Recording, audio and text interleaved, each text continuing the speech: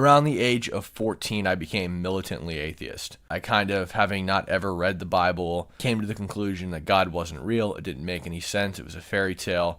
It was ridiculous. And so I became militantly atheist. I think a lot of that was because of my exposure to the internet. I was on the internet and like iFunny and all these other places where you would debate different topics. And there was a lot of talk about religion and Christianity and Judaism. And so I became radically anti-religion, not just anti-Christianity, just anti-religion. I would argue with people day in, day out that Christianity was fake, God was not real. Not just the God of the Bible, but the God of any religion wasn't real. Just constant blasphemy all the time. And then I came to, as I aged and became a little bit more mature, I came to a place where I realized it's probably not all that nice to put people down for their religion.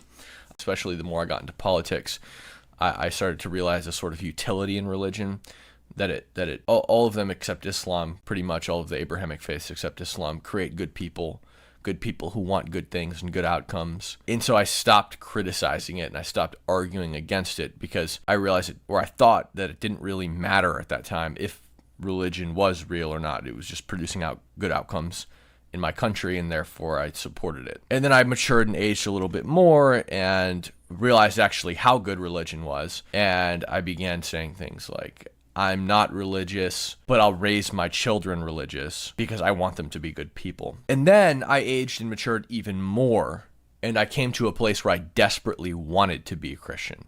I desperately wanted religion in my life.